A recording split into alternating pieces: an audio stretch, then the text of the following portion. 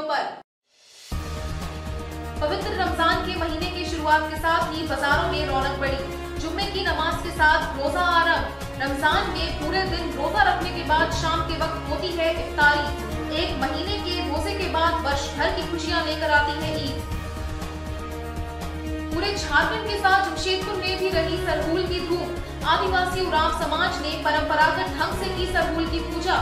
सीताराम डेरा उरांव बस्ती में सरहुल के मौके पर पहुंचे पूर्व मुख्यमंत्री रघुवर दास। झारखंड वासियों को दी सरहुल की शुभकामनाएं। राहुल गांधी की सांसद सदस्यता रद्द करने के खिलाफ सड़क पर उतरी कांग्रेस। युवा कांग्रेस ने साक्षी गोलचक्कर पर प्रधानमंत्री नरेंद्र मोदी का पुतला फूंका। राहुल गांधी के एक भाषण को आधार बनाकर हुई 2 वर्षों की सूरत कोर्ट से सजा। कांग्रेसियों ने कहा साजिश के तहत कार्रवाई कर अडानी को बचाने की कोशिश। आइए बात करते हैं रमजान के महीने की आज से हुई शुरुआत की। आज से पवित्र रमजान का महीना शुरू हो गया है। पहले जुम्मे की नमाज आज शुक्रवार को मस्जिद में अदा की गई। पहले दिन रोजे के जुम्मे की नमाज के लिए मुस्लिम समुदाय के लोगों में उत्साह देखा गया। रमजान का महीना शुरू होने के साथ ही बाजारों की रौनक बढ़ जाती है। एक माह के रोजे के बाद अंतिम दिन पवित्र ईद आती है, जिसकी तैयारी रोजे के साथ शुरू हो जाती है। बाजार में पिछले वर्ष की उपेक्षा इस वर्ष खरीदारों की संख्या में 2 गुना इजाफा हुआ है। बाजारों में रमजान की खरीदारी करने वालों की भीड़ देखने को मिलती है। बताते चले कि कुरान में रमजान को वर्ष भर का सबसे पवित्र माह बताया गया है। एक मुसलमान की दिनचर्या रमजान में नियमित हो जाती है। अल्लाह की इबादत के साथ साथ दिन में 5 मर्तबा नमाज अदा करना आवश्यक होता है। रमजान के महीने में रोजेदार तरावी की नमाज के बाद सहरी करते हैं। उसके बाद पूरे दिन उपवास रहकर शाम सूर्यास्त के वक्त मगरिब की अजान के बाद इफ्तारी की जाती है। रोजे के वक्त रोजेदार पानी तक नहीं पीते हैं। रोजेदार के लिए एक कठिन वक्त होता है। रोजेदार मोहम्मद जाहिद इकबाल ने बताया कि एक असली मुसलमान अपनी वर्ष भर की आमदनी का 2.5% ज़कात के रूप में देता है, अन्यथा यह माना जाता है कि उसकी इबादत को अल्लाह स्वीकार नहीं करता है।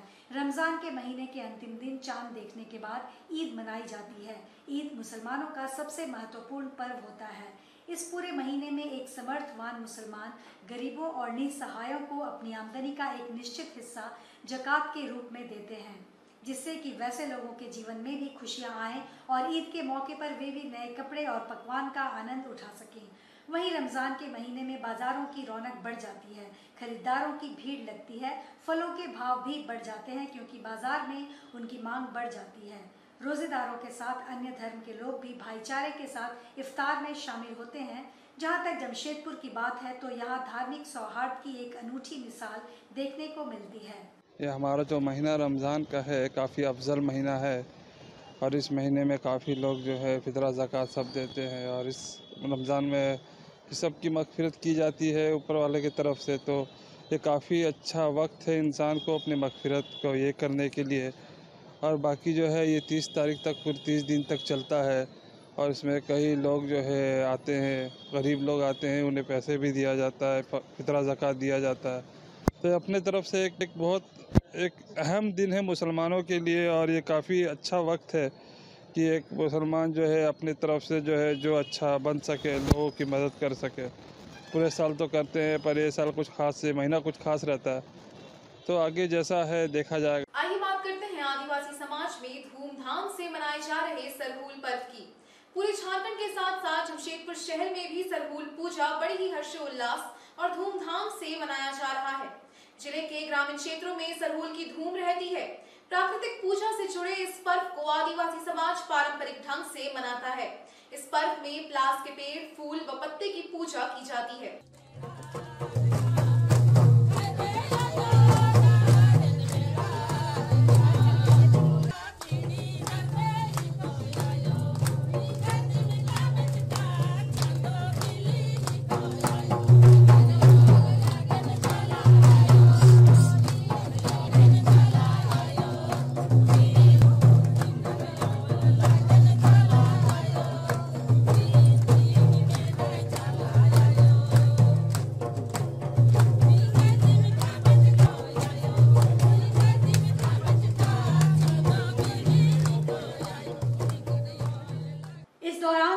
राम डेरा में आदिवासी उरांव समाज समिति द्वारा सरहुल पूजा बड़े ही धूमधाम से मनाया गया, जहां झारखंड की संस्कृति देखने को मिली।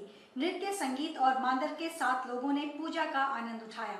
समाज के लोगों ने अपनी सांस्कृतिक और परंपरागत वेशभूषा में पूजा अर्चना की और ढोल बजाकर पर्व का उत्सव मनाया।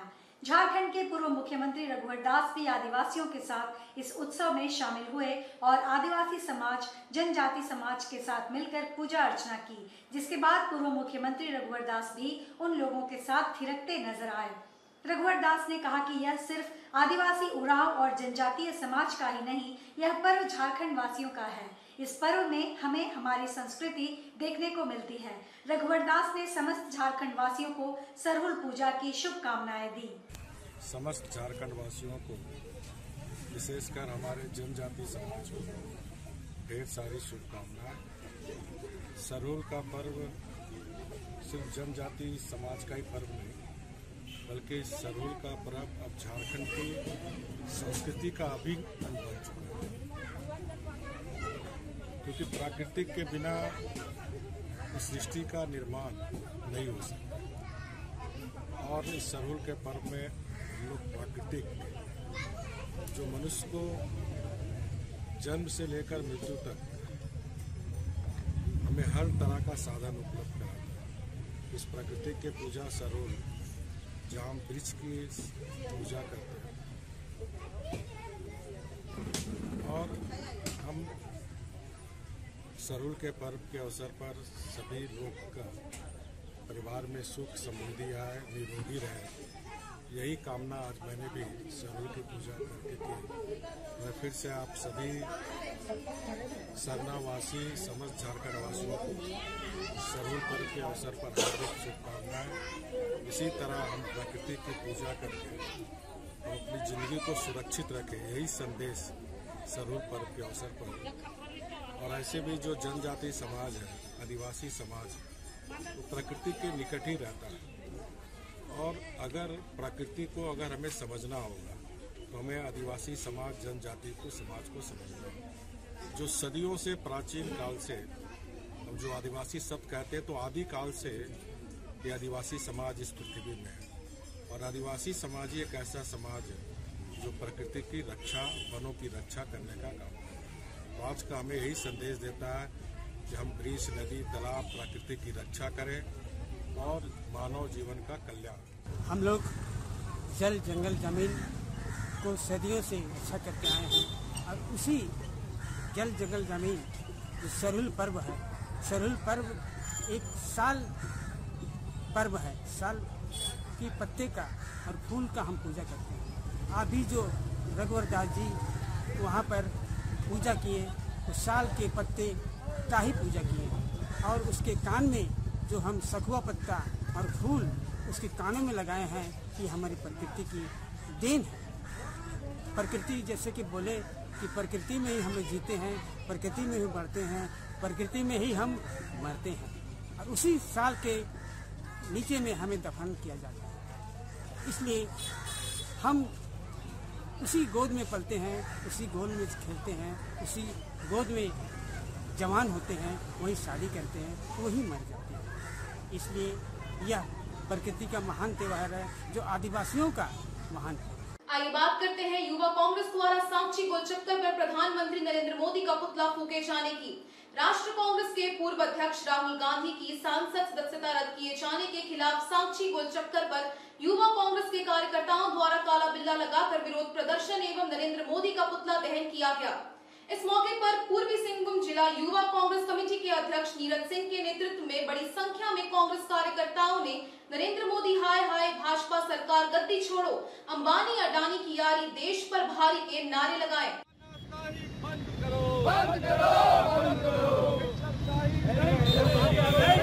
नरेंद्र मोदी हाय हाय हाय हाय, नरेंद्र मोदी हाय हाय, नरेंद्र मोदी हाय हाय हाय हाय, नहीं चलेगी, नहीं चलेगी, नहीं चलेगी। संघर्ष करो, हम तुम्हारे साथ हैं, संघर्ष करो, हम तुम्हारे साथ हैं। हाय हाय हाय हाय, सरकार होश में आओ, होश में आओ, जो सरकार निकम्मी है। कार्यक्रम को संबोधित करते सिंह और परविंदर सिंह ने कहा कि लोकतंत्र के लिए आज का दिन काला दिन के रूप में मनाया जाएगा। नेताओं ने कहा कि भाजपा सरकार ने संवैधानिक संस्थाओं को अपनी मुट्ठी में रखा है, यहाँ तक कि न्यायपालिका भी प्रभावित रही है। हम कांग्रेसी तब तक चुप नहीं बैठेंगे जब तक कि इस सरकार को 2024 में उखाड़ नहीं फेंकेंगे।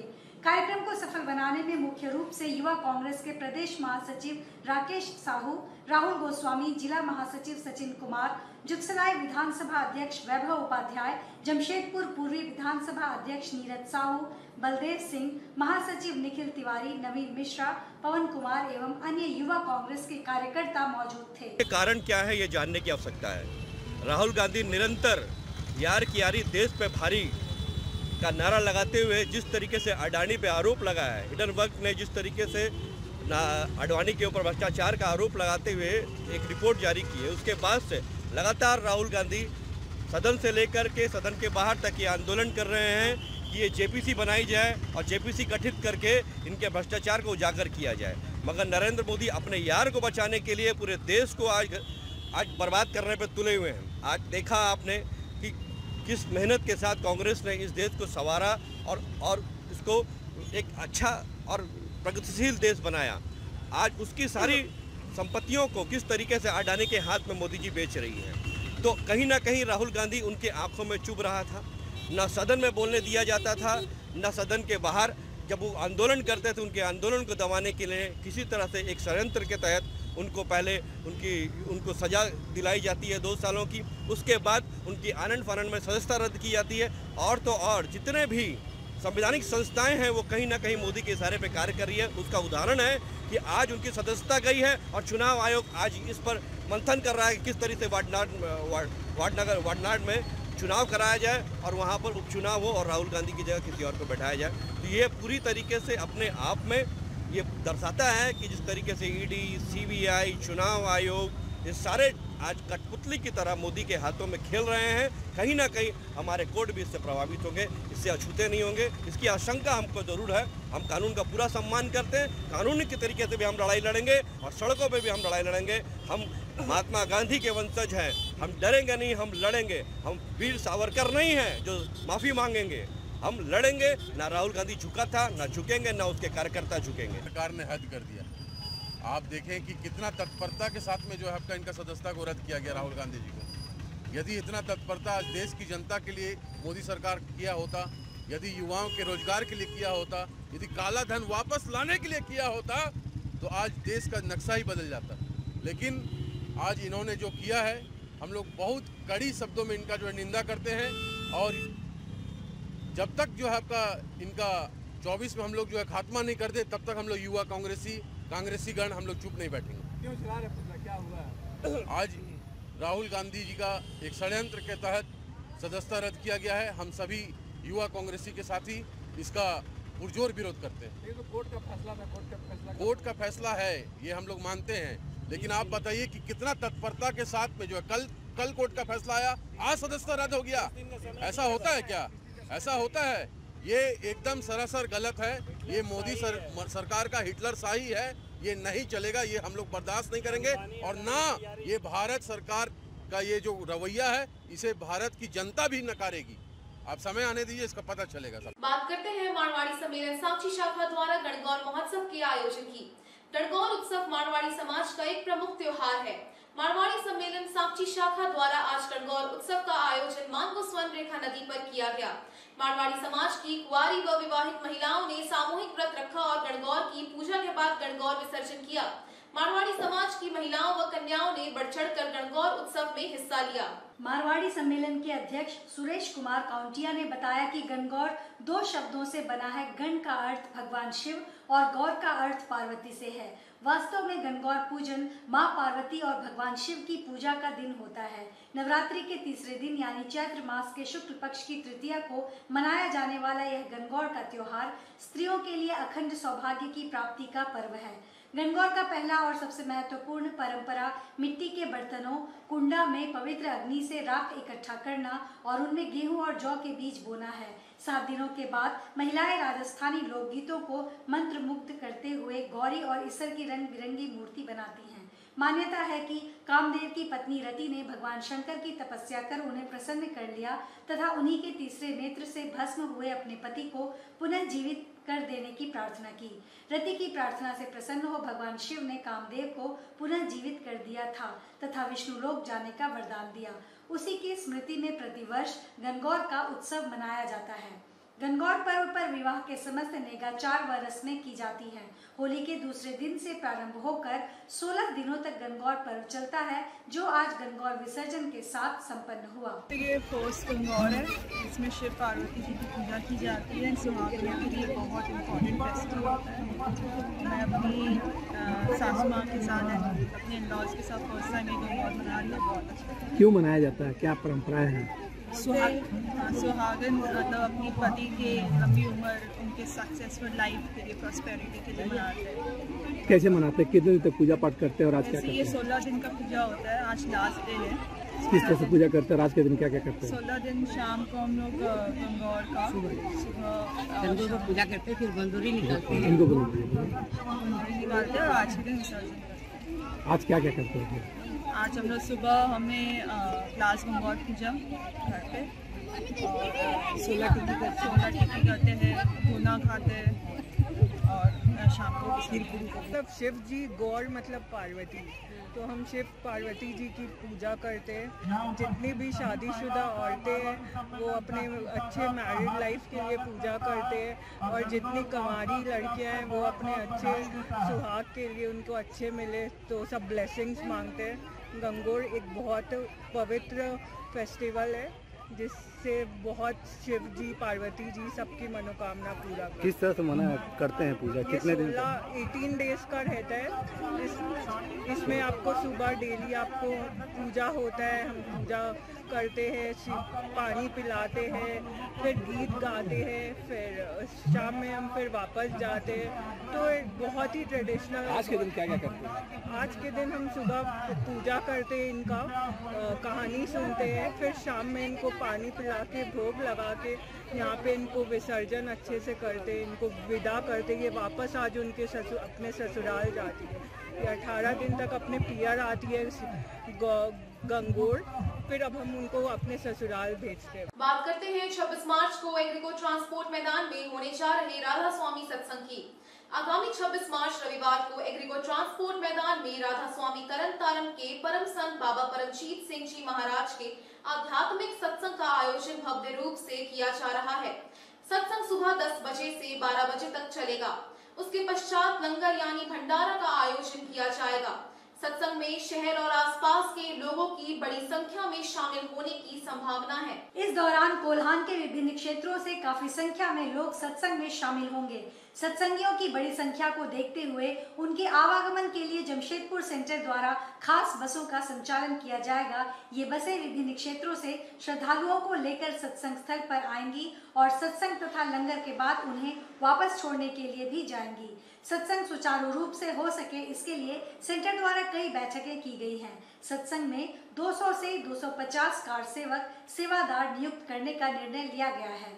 आयोजन स्थल पर व्हीलचेयर, ई रिक्शा की भी व्यवस्था रहेगी ताकि बुजुर्ग और चलने में असमर्थ लोगों को कोई परेशानी न हो। आम जनता को आवाजाही में एवं सत्संग के दौरान कोई समस्या न आए, इसके लिए भी कई महत्वपूर्ण निर्णय लिए गए हैं ताकि व्यवस्था चुस्त दुरुस्त रहे। आइए बात करते हैं एक्सलराई में LIC के कर्मचारियों को प्रशिक्षण दिए जाने की। जीवन बीमा निगम के क्षेत्र प्रशिक्षण केंद्र के निदेशक विवेकानंद प्रधान ने शुक्रवार को एक्सलराई के एडमिनिस्ट्रेशन एवं फाइनेंस विभाग के डीन डोनाल्ड डिसिल्वा और अकादमिक डीन प्रोफेसर संजय पात्रा से मुलाकात की। इस मुलाकात का उद्देश्य विश्व प्रसिद्ध संस्था एक्सलराई में LIC के कर्मचारियों को प्रशिक्षण दिया जाना रहा ताकि LIC के कर्मचारियों को समय के साथ कौशल युक्त बनाया जा सके। इस अवसर पर निदेशक विवेकानंद प्रधान ने बताया कि XLRI के डीन से आज की मुलाकात का उद्देश्य LIC के कर्मचारियों को व्यावसायिक प्रशिक्षण प्रदान करने से संबंधित है। इस संबंध में XLRI के डीन से विभिन्न व्यावसायिक प्रशिक्षण कोर्स के विषय में विस्तार से चर्चा की गई। उन्होंने बताया कि LIC के क्षेत्रीय प्रशिक्षण केंद्र में प्रतिवर्ष झारखंड, बिहार और उड़ीसा के लगभग 15,000 LIC के पदाधिकारियों एवं कर्मचारियों को प्रशिक्षण प्रदान किया जाता है। विश्व स्तरीय शिक्षण संस्थान XLRI द्वारा विभिन्न व्यवसायिक प्रशिक्षण दिया जाता है, जिसका लाभ LIC के कर्मचारियों एवं पदाधिकारियों को भी मिले। इस उद्देश्य से आज की मुलाकात बड़ी महत्वपूर्ण है। निदेशक ने बताया कि वर्तमान समय में लगातार बढ़ते प्रतिस्पर्धा के इस दौर में LIC के पदाधिकारी एवं कर्मचारियों को अपग्रेड करने के उद्देश्य से बहुत जल्द LIC और XLRI के बीच प्रशिक्षण को लेकर एक समझौता किया जाएगा। इस अवसर पर निदेशक के साथ LIC क्षेत्रीय प्रशिक्षण केंद्र के पदाधिकारी BP लेंका और आदित्य मोहन झा उपस्थित थे। आज के इस बुलेटिन में बस इतना ही। हम फिर हाजिर होंगे कुछ और नई खबरों के साथ। तब तक के लिए SCN न्यूज की पूरी टीम की ओर से मुझे दीजिए इजाजत। नमस्कार।